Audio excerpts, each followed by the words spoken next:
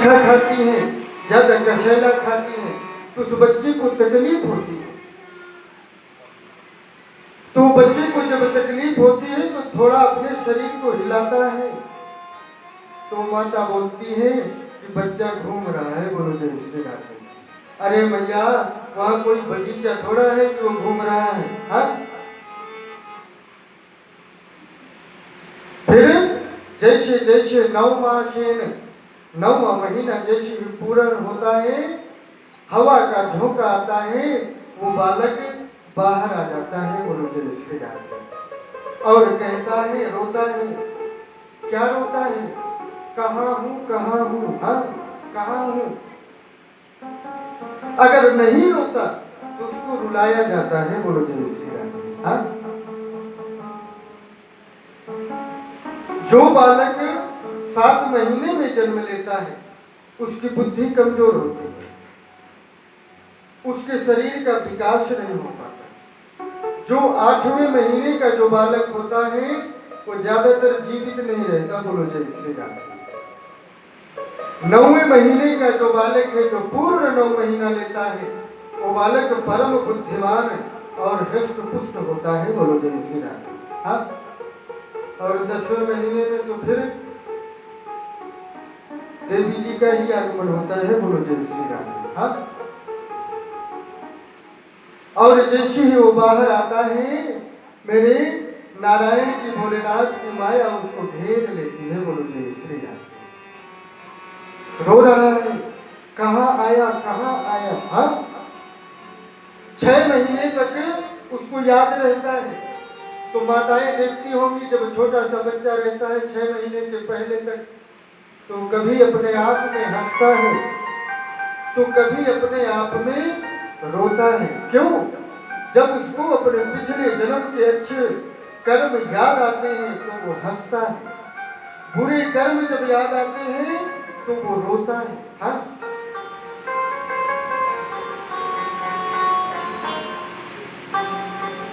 समय बीतता जाता है, बालक बड़ा होता है, और बड़ा हो गया, 18-20 साल का हो गया, ज्यादा उछल कूद कर रहा है, घर में नहीं रुक रहा है। हाँ, 2-2 दिन तक घर नहीं आ रहा, तो माता पिता सोचते हैं कि ये ज्यादा उछल कूद कर रहा है, घर नहीं आ रहा, तो एक काम करो, इसके पैरों में बेड़ी लगा दे। बोलो जय श्री राम। क्या? बोले इसकी शादी कर देते हैं। बोलो जय श्री राम। हाँ, अभी तक वो 2 पैर का था, शादी हो गई तो 4 पैर का हो गया। बोलो जय श्री राम। हाँ, 4 पैर का ज्यादा दूर तक नहीं जा पाता। बोलो जय श्री राम। सवेरे से शाम तक कहीं भी रहे, लेकिन रात में घर में उपस्थित हो जाएगा। बोलो जय श्री राम। हाँ, क्योंकि माता पिता का कहना माने चाहे ना माने, लेकिन श्रीमती जी की दहाड़ उसको विवश कर देती है। बोलो जय श्री राम। हाँ, वो बेचारा बेबस हो जाता है। हाँ, इसके बाद 4 पैर का हो गया। भगवान की अगर कृपा हुई तो बाल गोपाल हो गए, तो 6 पैर का हो गया, तो 6 पैर की मकड़ी होती है। बोलो जय श्री राम। वो फिर एक जाले में ही रहती है, और कहीं ज्यादा दूर नहीं जाती। भगवान की और कृपा हो गई, बाल गोपाल हो गए, बहू आ गई, नाती पोते हो गए, तो पैर बढ़ते गए, तो वो फिर खजूरा हो गया। बोलो जय श्री राम। हाँ, फिर वो कहीं नहीं जाता, वो फिर घर में ही रहता है। तो किसी संत ने अपने भाव व्यक्त कर दिए। हाँ, क्या कहा कि दीन कहे धनवान सुखी। हाँ, कि दीन कहे धनवान सुखी, धनवान कहे सुख राज गुबारी, राज कहे महाराज सुखी,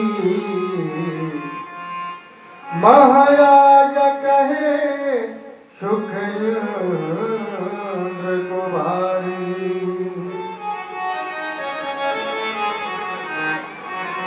इंद्र कहे चतुरानन को सुख,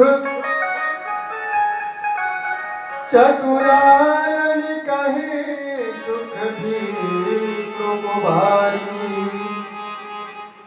तुलसीदास विचार करे हरि भजन बिना सब जीव दुखारी।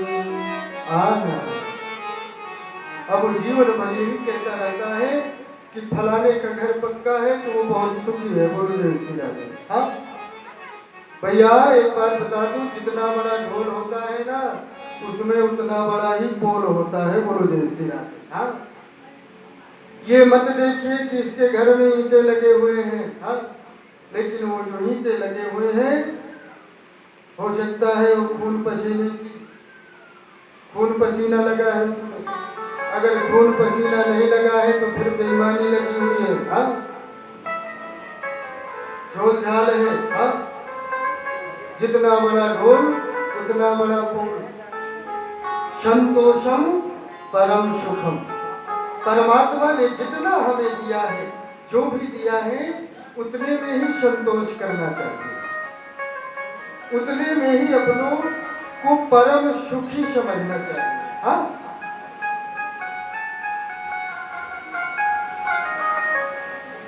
एक कथा आती है,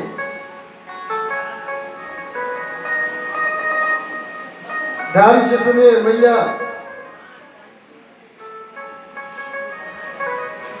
गौतम बुद्ध का नाम आपने सुना होगा, बचपन का नाम उनका सिद्धार्थ था, बोलो जय श्री राम।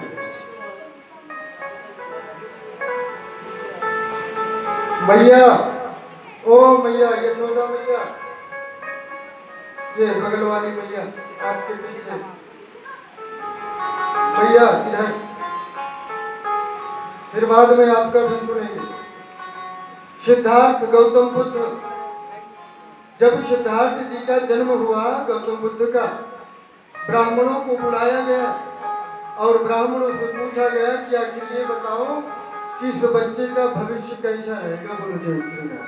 हाँ तो ब्राह्मणों ने कहा महाराज अगर ये घर से बाहर जाएगा तो फिर ये वापस महल नहीं आएगा। हाँ तो क्या करें, तो बोले महल के अंदर ही इनकी सारी व्यवस्थाएं कर दीजिए, बोलो जय श्री राम। महल के अंदर ही विद्यार्थन आदि की खेलने कूदने की सारी व्यवस्था हो गई। हाँ और जब सारी व्यवस्था हो गई, सिद्धार्थ जी का विवाह हो गया, और जब विवाह हो गया तो भगवान की कृपा से एक पुत्र रत्न की प्राप्ति हुई। जब पुत्र रत्न की प्राप्ति हुई, एक दिन अपने मंत्री से कहते हैं, अरे मंत्री महोदय ये बताइए कि बहुत हल्ला गुल्ला हो रहा है, शांति बनाए रखें प्लीज, घर की चर्चा यहीं पर करना है, बहू की बुराई मत करिए। हाँ बहू की बुराई दूसरे से नहीं की जाती।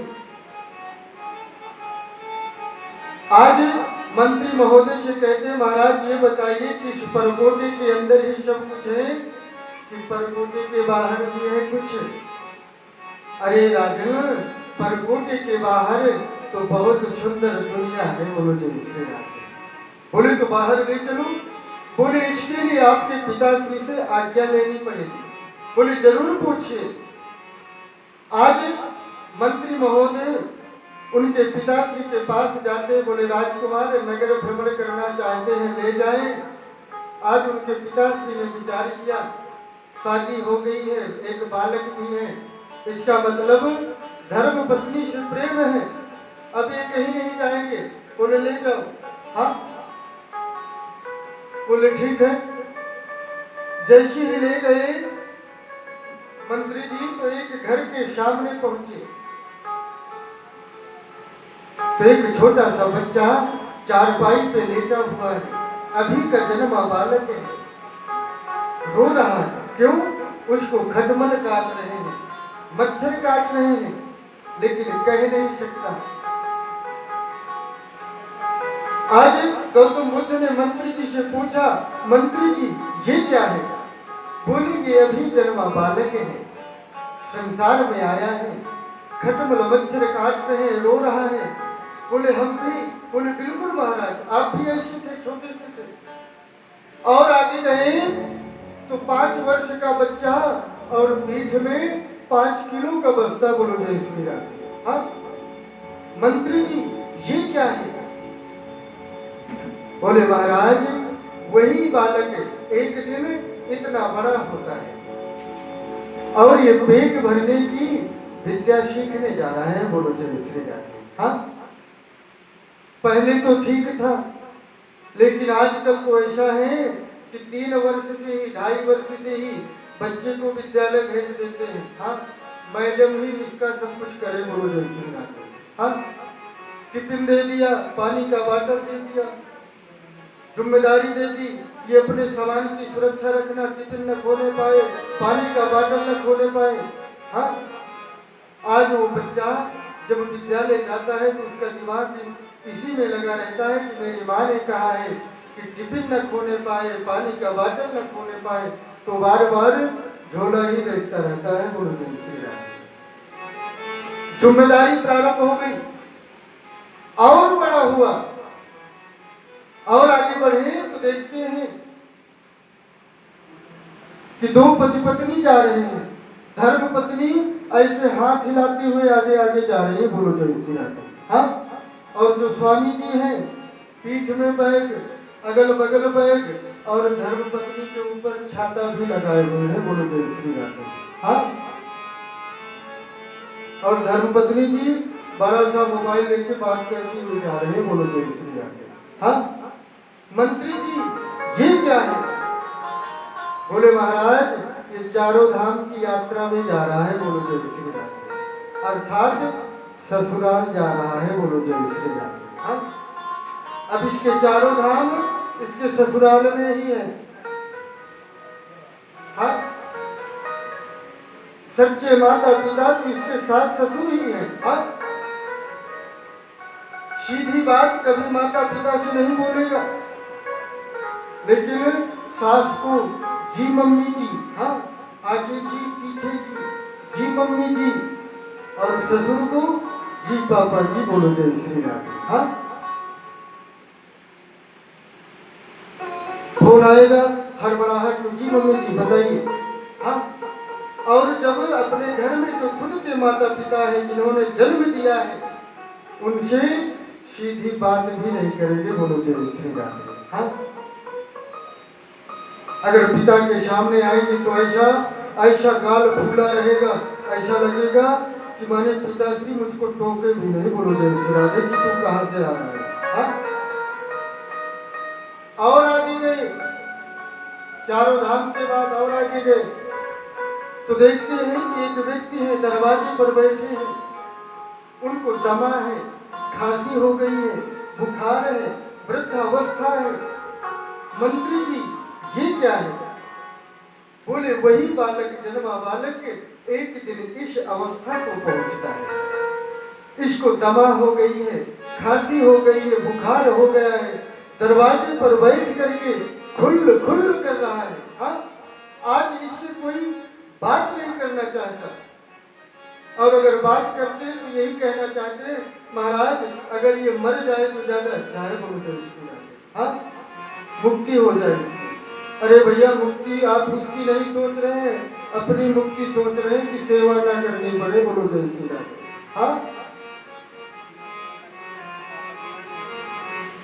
और आगे गए, एक अर्थी जा रही है, राम नाम सत्य है और सब असत्य है। मंत्री जी ये क्या है?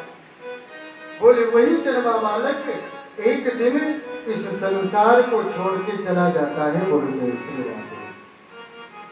बोले हम भी? बोले बिल्कुल महाराज, जो इस संसार में आया है, जो जन्म लिया है, उसकी मृत्यु निश्चित है। वहीं से मेरे गौतम बुद्ध सिद्धार्थ वापस नहीं आए। बोलो जय श्री राम। हाँ सृष्टि की रचना हुई, पूरा संसार पूरी तरह से भरा हुआ है। चाहे गांव में देखो, चाहे शहरों में देखो, चाहे पुरवा में देखो, गुरुदेव श्री राम। हाँ, सूत जी महाराज शौनकादि ऋषियों को सुंदर कथा सुना रहे हैं और परम आनंदित हो रहे हैं। बोलो जय श्री राम। हाँ,